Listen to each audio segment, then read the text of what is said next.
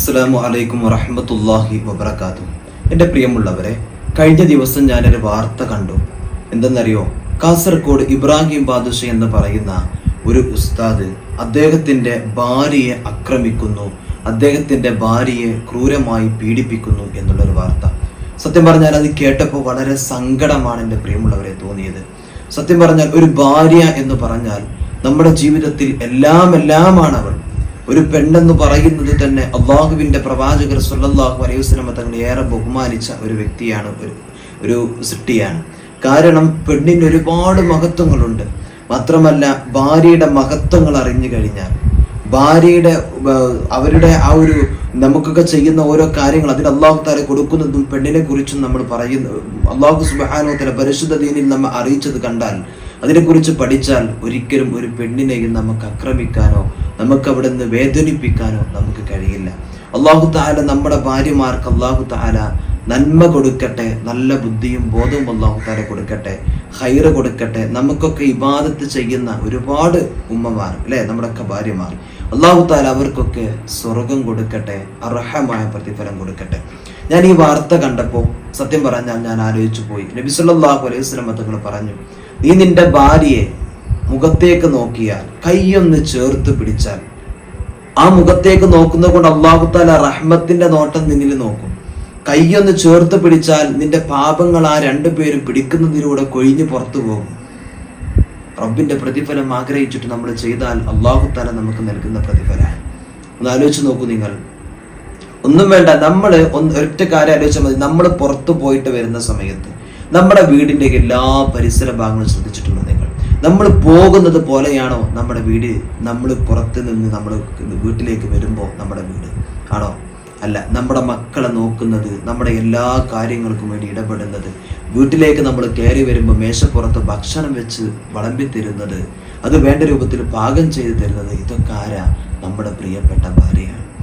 ഒരു ദിവസം എൻ്റെ അടുത്ത് എൻ്റെ ഒരു സുഹൃത്ത് പറഞ്ഞു, ഞാൻ വലിയ ആളായിട്ട് ഭാര്യയോട് പറഞ്ഞു, എൻ്റെ പെരീക്ക് പോയിക്കോ, ഒക്കെ സുഖമല്ല. അപ്പോൾ പറഞ്ഞു എനിക്ക് വീട്ടിൽ പോകണം എന്നാണ്. അപ്പോൾ പോണ സമയത്ത് കുട്ടികൾ നിങ്ങളെല്ലാവരും അങ്ങോട്ട് പോരുന്ന് എൻ്റെ ഭാര്യ പറഞ്ഞു. മൂപ്പര് പറയാണ്, ഞാൻ അങ്ങനെ പറഞ്ഞപ്പോൾ ഞാൻ അവരുടെ അടുത്ത് പറഞ്ഞു, എജ്ജു ബൈക്കോ, കുട്ടികൾക്ക് സ്കൂളൊക്കെ അല്ല, ഞാൻ എന്തായിക്കോളാം, അവിടെ എല്ലാ കാര്യങ്ങളും ചെയ്തോളാം, എജ്ജു ബൈക്കോ എന്ന് പറഞ്ഞ് ഞാൻ ഭയങ്കര സംഭവമായിട്ട് എന്ത് ചെയ്തു അവരുടെ അടുത്ത് പറഞ്ഞു. ഓളങ്ങനെ എന്ത് ചെയ്തു, ഓളെ വീട്ടിലേക്ക് ഞാൻ ആക്കി കൊടുക്കുകയും ചെയ്തു. ഞാൻ ഒന്നാമത്തെ ദിവസം ഞാൻ ഭയങ്കര ആക്റ്റീവായിട്ട് എന്ത് ചെയ്തു, ചോറുണ്ടാക്കലും കൂട്ടുണ്ടാക്കലും എല്ലാ കാര്യങ്ങളും കഴിച്ചു. പക്ഷെ രണ്ടാമത്തെ ദിവസം എന്നെ കൊണ്ടത് സാധിക്കുന്നില്ല, ഭയങ്കര പ്രയാസം. അങ്ങനെ ഒരാഴ്ച അവിടെ ഒരു സുഖമാകുന്നത് വരെ ഞാൻ പ്രയാസപ്പെട്ടു.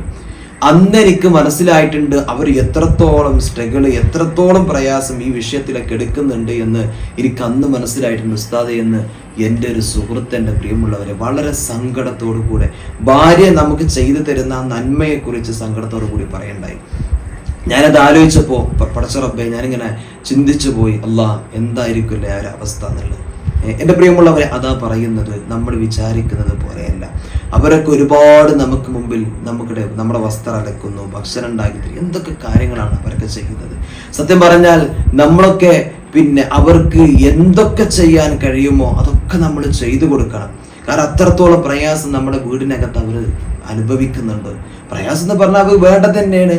പക്ഷെ അവരാ ചെയ്യുന്ന ജോലി, അവർ ചെയ്യുന്ന നമുക്ക് ചെയ്യുന്ന ആ ഹിദ്മത്തിന് അതിനൊരു പ്രയാസമുണ്ട്. അതാണ് നമ്മൾ മനസ്സിലാക്കേണ്ടത് അല്ലെ? പക്ഷെ ഇത് പിന്നെ ഈ വെള്ള തലപ്പാവും ധരിച്ചു നിൽക്കുന്ന ഒരാൾ ചെയ്യാന്ന് പറയുമ്പോൾ നമുക്ക് സത്യം പറഞ്ഞാൽ സങ്കടമുണ്ട്. അപ്പൊ അദ്ദേഹത്തെ കുറിച്ച് പള്ളിയിലെ ഇമാമാണ്, അദ്ദേഹം പ്രഭാഷകനാണ്, അങ്ങനെയൊക്കെയാണ് ന്യൂസ് വന്നിട്ടുള്ളത്. പക്ഷേ ഇത് പബ്ലിക്കായിട്ട് ഇങ്ങനത്തെ വിഷയങ്ങൾ വരുമ്പോൾ നമ്മളൊന്ന് മനസ്സിലാക്കണം, ഇത് ഒരു മനുഷ്യന്റെ സ്വഭാവമാണ്.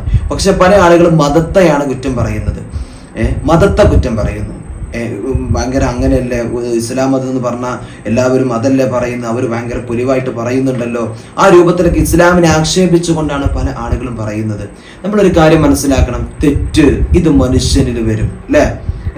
കുല്ലുബിന് ആദമുൻ ഖത്താഉൻ, ആദം സന്തതികൾ മുഴുവനും തെറ്റുകാരാണെന്ന് പരിശുദ്ധമായ ദീന് നമ്മെ പഠിപ്പിക്കുന്നുണ്ട്. മാത്രമല്ല, നമ്മളൊരു കാര്യം മനസ്സിലാക്കുക, ഇപ്പൊ ഒരു തെറ്റ് ചെയ്ത മുസ്ലിംമാര് ഉസ്താദന്മാരെന്ന് പറഞ്ഞിട്ട് എല്ലാവരും ഉസ്താദന്മാരെ കുറ്റം പറയും അല്ലെ? അപ്പൊ ഒരാള് ഇങ്ങനത്തെ ഒരു വിഷയത്തിൽ ഒരാളെ പിടിച്ചു, ഒരു ഉസ്താദിനെ പിടിച്ചു. അപ്പൊ ഉസ്താദന്മാരൊക്കെ അങ്ങനെയാണ്, ഭയങ്കര മോശമാണെന്നൊക്കെ പറഞ്ഞിട്ട് നമ്മളെന്താവും, വളരെ ആക്ഷേപ വാക്കുകൾ, പ്രവർത്തനങ്ങൾ നമ്മൾ നടത്തും. നേരെ മറിച്ച് നോക്കൂ നിങ്ങൾ, ഒരു ദിവസം പത്രം എടുത്താൽ എന്തെല്ലാം കേസുകളിൽ എത്ര നമ്മൾ നാടന്മാരായ സാധാരണക്കാരായ ആളുകളെ കാണുന്നുണ്ട്. അപ്പൊ നമ്മൾ സാധാരണക്കാരായ ആളുകളൊക്കെ നമ്മൾ മോശക്കാരായിട്ട് കാണണോ? അങ്ങനെയാണോ നമ്മൾ ചിന്തിക്കേണ്ടത്? അല്ല. പക്ഷേ ഞാൻ ഇതിന്റെ ഒരു വീഡിയോ കമന്റ് ഇങ്ങനെ കണ്ടപ്പോൾ ഇത് വളരെ വിഷമം തോന്നുന്ന കമന്റുകളൊക്കെ കണ്ടു. അതുകൊണ്ട് പറയാണ്. അപ്പൊ അവരൊക്കെ നമ്മൾ ആ രൂപത്തിൽ കാണണമെന്നുണ്ടെങ്കിൽ എന്തായിരിക്കും അവസ്ഥ അല്ലേ? അപ്പോൾ ഉസ്താദന്മാർ ഏതെങ്കിലും ഒരാള് എവിടെയെങ്കിലും ഇങ്ങനെ ചെയ്തു കൂട്ടിയാൽ അതിനെ വളരെ മോശമായിട്ട് എല്ലാവരെയും അടിച്ചാക്ഷേപിക്കുന്ന രൂപത്തിലേക്ക് പല ആളുകളും മാറുന്നു, ജനങ്ങൾ മാറുന്നു എന്നതാണ്. പിന്നെ അതിന്റെ പുറമെ ഈ കമന്റ് ബോക്സിൽ തന്നെ ചില സംഘി ടീമുകളും പല രൂപത്തിലായിട്ട് മോശപ്പെട്ട കമന്റുകളും കാര്യങ്ങളും പറയുന്നുണ്ട്. നിങ്ങളൊന്ന് മനസ്സിലാക്കുക, എത്ര പാതിരിമാരെ ഈ വിഷയത്തിൽ ഇങ്ങനത്തെ വിഷയത്തിൽ പിടിക്കുന്നുണ്ട്, എത്ര പൂജാരിമാരെ ഈ വിഷയത്തിൽ പിടിക്കുന്നുണ്ട്. നിങ്ങൾ ആരെങ്കിലും ചിന്തിച്ചിട്ടുണ്ടോ? കഴിഞ്ഞ ദിവസങ്ങളിലായിട്ട് ഒരു പെൺകുട്ടിയെ അംഗവൈകല്യമൊക്കെ ഉള്ള ഒരു മാനസിക പ്രശ്നങ്ങളിൽ ഒരു കുട്ടിയെ പീഡിപ്പിച്ച ഒരു 24 വയസ്സുകാരനായ പൂജാരിയെ പിടിച്ചത് കണ്ടു. അതേപോലെ തന്നെ ഒരു ഫാദറിനെ പിടിച്ചത് കണ്ടു. അതേപോലെ തന്നെ വ്യക്തമായിട്ട് നിൽക്കാനും അല്ലെങ്കിൽ മന്ത്രവാദം ചെയ്യുന്നൊക്കെ പറഞ്ഞ് വീഡിയോ കോൾ ചെയ്ത ഒരു പൂജാരിയെ കാണാനിടയായി. ഈ സംഭവങ്ങളൊക്കെ എവിടെയാണ്? ഇതൊന്നും ജനങ്ങൾ കാണുന്നില്ലേ? മുസ്ലിമീങ്ങൾ എവിടെയെങ്കിലും കാണുന്നുണ്ടെങ്കിൽ അത് മാത്രം ഹൈലൈറ്റ് ആയിട്ട് കാണുന്ന ഒരു സിസ്റ്റം ഉണ്ടല്ലോ, ആ സിസ്റ്റം നമ്മൾ ഒഴിവാക്കണം. സമൂഹത്തിന്റെ മുമ്പിൽ തെറ്റ് ചെയ്യുന്നുണ്ടെങ്കിൽ എല്ലാവരും കുറ്റക്കാരാണ്. അത് എല്ലാവരെയും കുറ്റപ്പെടുത്തി ജീവിക്കലല്ല ഒരു മനുഷ്യന്റെ ദൗത്യം. മനുഷ്യന്റെ ജീവിതത്തിൽ തെറ്റുകൾ വരും. തെറ്റ് ചെയ്തു എന്തിനെ ന്യായീകരിക്കല്ല, തെറ്റ് വരും. പക്ഷെ ആ ഒരു വിഭാഗത്തെ മൊത്തമായിട്ട് അടിച്ചാക്ഷേപിക്കുന്ന ഒരു സിസ്റ്റമാണ് നമ്മുടെ സമൂഹം ഇന്ന് ഏറ്റവും നേരിട്ട് കൊണ്ടിരിക്കുന്ന വെല്ലുവിളി. അല്ലാഹു സുബ്ഹാനഹു വ തആല നമുക്ക് എല്ലാവർക്കും ബോധം നൽകട്ടെ. അല്ലാഹു തആല നന്മ പ്രചരിപ്പിക്കാനും നന്മ പഠിക്കാനും അതനുസരിച്ച് പ്രവർത്തിക്കാനും എന്നിട്ട് പ്രചരിപ്പിക്കാനും റബ്ബ് നമുക്ക് എല്ലാവർക്കും തൗഫീഖ് നൽകട്ടെ. നന്മ മനസ്സിലാക്കുക. ഒരു കാര്യം നടക്കുമ്പോൾ ആ ഒരു കാര്യം നടക്കുന്നതിന് നിജസ്ഥിതി നമ്മൾ മനസ്സിലാക്കുക. ഇപ്പൊ ആ സഹോദരി പറയുന്ന ഓരോ വാക്കുകൾ കേട്ടപ്പോൾ സത്യം പറഞ്ഞാൽ കണ്ണ് നിറഞ്ഞു പോയി. കുട്ടിയെ അടിക്കുന്നുണ്ട്, എന്നെ അടിക്കും, എന്നെ കൊല്ലുമെന്ന് പറയുകയാണോ? ഇങ്ങനെയൊക്കെ മാധ്യമങ്ങൾക്ക് മുമ്പിൽ ഇദ്ദേഹത്തിന്റെ ഭാര്യ വന്നിട്ട് പറയുന്നതായിട്ട് കേൾക്കാനിടയായി. അദ്ദേഹം ഇനി എൻ്റെ വീട്ടിൽ നിൽക്കണ്ട, ഞാൻ എൻ്റെ 3 ത്വലാഖും ചൊല്ലിയിട്ടുണ്ട് എന്ന് വിളിച്ചു പറഞ്ഞു. ചെറിയ കുട്ടിയാണ്, പെൺകുട്ടിയാണ്. അപ്പോൾ കുടുംബങ്ങളൊക്കെ പറഞ്ഞിട്ടുണ്ട് അത്രേ, നമുക്ക് ഈ ബന്ധം ഒഴിവാക്കല്ലേ, അപ്പോൾ ഒരു പെൺകുട്ടിയല്ലേ, അദ്ദേഹം നന്നാകുമെന്നും കരുതിയിട്ട് ഞാൻ അങ്ങനെ നിന്നു എന്നൊക്കെ ആ സഹോദരി വളരെ സങ്കടത്തോടു കൂടെ പറയാം. നമ്മൾ ഈ പരിശുദ്ധമായ ദീനിനെ മനസ്സിലാക്കുന്ന പറഞ്ഞു കൊടുക്കുന്ന ആളുകൾ തന്നെ ഇങ്ങനെ ചില വിഷയങ്ങളിൽ സംസാരിക്കുമ്പോൾ അല്ലെങ്കിൽ ഇടപെടുമ്പോൾ പ്രവർത്തിക്കുമ്പോൾ അതാണ് ജീവിതത്തിൽ നമുക്ക് ഏറ്റവും വലിയ വിഷമം എന്ന് പറയുന്നത്. റബ്ബ് നന്മയുടെ പക്ഷം ചേർന്ന് നിന്ന് എല്ലാവിധ തെറ്റുകുറ്റങ്ങളും മനസ്സിലാക്കി ജീവിക്കാൻ അല്ലാഹു നമുക്ക് തൗഫീഖ് നൽകട്ടെ. നമുക്ക് വേണ്ടി ഒരുപാട് നന്മകൾ ചെയ്യുന്ന നമ്മുടെ ഭാര്യമാർ, അല്ലാഹു തആല നമ്മുടെ ഭാര്യമാർക്ക് അല്ലാഹു തആല നന്മ കൊടുക്കട്ടെ, ഖൈറ് കൊടുക്കട്ടെ, അവർക്ക് അർഹമായ പ്രതിഫലം കൊടുക്കട്ടെ. ഒരുപാട് സ്ഥലങ്ങളിൽ പോയി നമ്മൾക്ക് ഭർത്താക്കന്മാർ അല്ലേ, ഒരുപാട് ആളുകൾ കഷ്ടപ്പെടുകയാണ് വിദേശത്തൊക്കെ. എന്തിനാ എൻ്റെ ഭാര്യനെ നോക്കണം.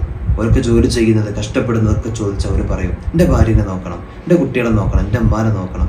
തല്ലേ ഒരു പറയാ അല്ലേ. അല്ലാഹു തആല നമ്മുടെ ഭർത്താക്കന്മാർക്കൊക്കെ ഖൈർ കൊടുക്കട്ടെ, ജോലിയിൽ ബർക്കത്ത് കൊടുക്കട്ടെ, സന്തോഷം കൊടുക്കട്ടെ. ആമീൻ യാ റബ്ബൽ ആലമീൻ. അസ്സലാമു അലൈക്കും വറഹ്മത്തുള്ളാഹി വബറകാതുഹു.